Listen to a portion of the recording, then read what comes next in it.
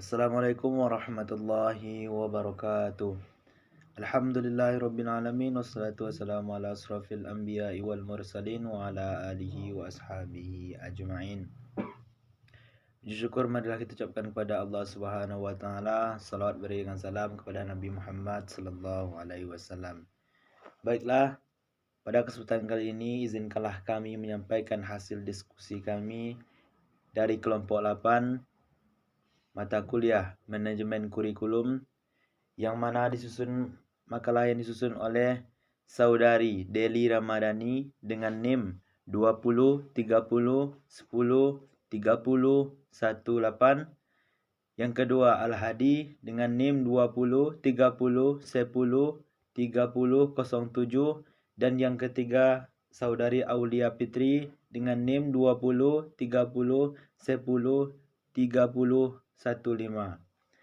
Yang mana judul materi kami ialah tahap implementasi kurikulum dan supervise pelaksanaan kurikulum.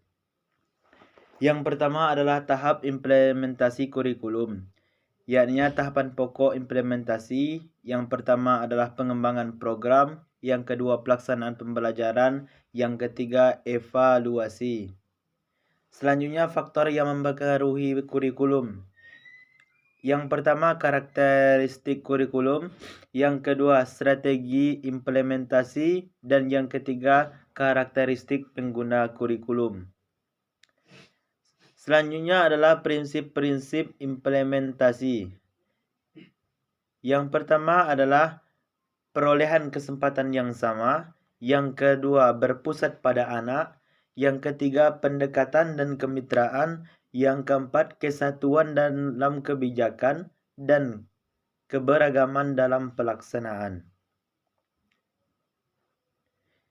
Selanjutnya adalah unsur-unsur implementasi kurikulum. Yang pertama pelaksanaan kurikulum, yang kedua bahasa pengantar, yang ketiga hari pelajar, dan yang keempat adalah kegiatan kurikulum. Selanjutnya, unsur-unsur implementasi kurikulum. Yang pertama, pelaksanaan kurikulum. Pelaksanaan kurikulum menerapkan prinsip kesatuan dalam kebijakan dan keberagaman dalam pelaksanaan. Yang kedua, bahasa kurikulum. Bahasa Indonesia sebagai bahasa negara menjadi bahasa pengantar dalam kegiatan pembelajaran. Yang ketiga, hari belajar. Jumlah hari belajar dalam satu tahun pelajaran adalah 204-240 hari. Jumlah minggu yang efektif adalah 34-40 minggu. Dan pengaturannya dilaksanakan dengan sistem semester. Yang keempat, kegiatan kurikulum. Kegiatan kurikuler dikelompokkan menjadi kegiatan intrakurikuler dan ekstrakurikuler. Selanjutnya, model tahapan implementasi kurikulum. Yang pertama, tahap perencanaan implementasi. Tahap ini bertujuan untuk menguraikan visi dan misi atau mengembangkan tujuan implementasi atau operasional yang ingin dicapai. Yang kedua, tahap pelaksanaan implementasi.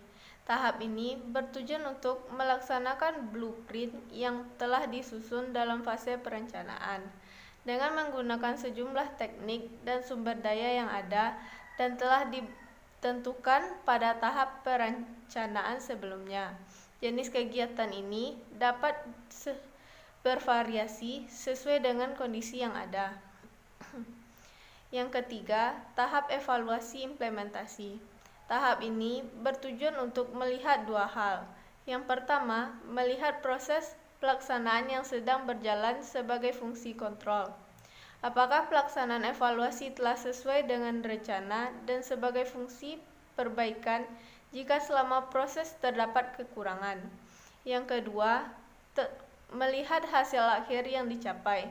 Hasil akhir ini menunjuk pada kriteria waktu dan hasil yang dicapai dibandingkan terhadap fase perencanaan. Selanjutnya, supervisi pelaksanaan kurikulum. Pengertian supervisi kurikulum. Supervisi merupakan istilah baru yang menunjuk pada suatu atau lebih Assalamualaikum warahmatullahi wabarakatuh. Baiklah, saya Aulia Fitri yang punya NIM 2030103015 akan melanjutkan membaca materi tentang fungsi supervisi kurikulum. Fungsi supervisi menurut Suarigen yang dikutip Sehertian adalah mengkoordinasikan semua usaha sekolah, memperlengkapi kepemimpinan sekolah, memperluas pengalaman guru-guru, menstimulasi usaha-usaha yang kreatif, pelayanan yang terus-menerus, menganalisis situasi belajar mengajar, memberikan pengetahuan dan keterampilan kepada setiap anggota staf, memberi wawasan yang lebih luas dan terintegrasi. Husse dalam Pidarta menyatakan bahwa pengawasan hanya sebagai satu fungsi dari fungsi manajemen, yaitu pengarahan yang terdiri dari inisiatif dan kepemimpinan, pengaturan dan kepemimpinan, memberikan motivasi dan pengawasan. Adapun revisi yang berkaitan dengan kurikulum pada dasarnya, supervisi memiliki fungsi-fungsi sebagai berikut.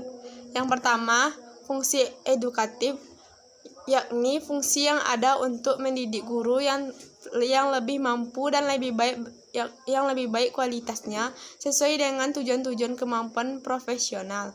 Kedua, fungsi kurikuler, yakni berkenaan dengan pelaksanaan dan peningkatan situasi belajar mengajar sehingga memungkinkan siswa belajar lebih efektif. Ketiga, fungsi kepemimpinan, yakni memberikan bantuan kepada guru-guru agar mampu mengatasi kesulitannya sendiri. Keempat, fungsi administratif yang berkenaan dengan kegiatan pengawasan dan kepemimpinan terhadap organisasi guru-guru dalam rangka pendidikan dan pengelolaan di sekolah. Yang kelima, fungsi pengabdian, yakni berkenaan dengan pengabdian supervisor terhadap kepentingan sekolah seperti membantu guru-guru siswa dan penyelenggaraan sistem sekolah secara menyeluruh. Ciri-ciri supervisi kurikulum. 1. Supervisi adalah proses perbaikan. 2. Supervisi memudahkan para siswa belajar. 3. Supervisi digunakan untuk menentukan kegiatan belajar dan memperbaiki kondisi lingkungan belajar dan pertumbuhan para siswa dan guru. 4. Fungsi utama supervisi adalah untuk membantu situasi belajar bagi siswa. 5. Supervisi adalah penyuluhan orang-orang dengan cara yang kreatif dalam memecahkan masalah, baik masalah perorangan maupun masalah bersama. Sekian pembacaan materi dari saya. Assalamualaikum warahmatullahi wabarakatuh.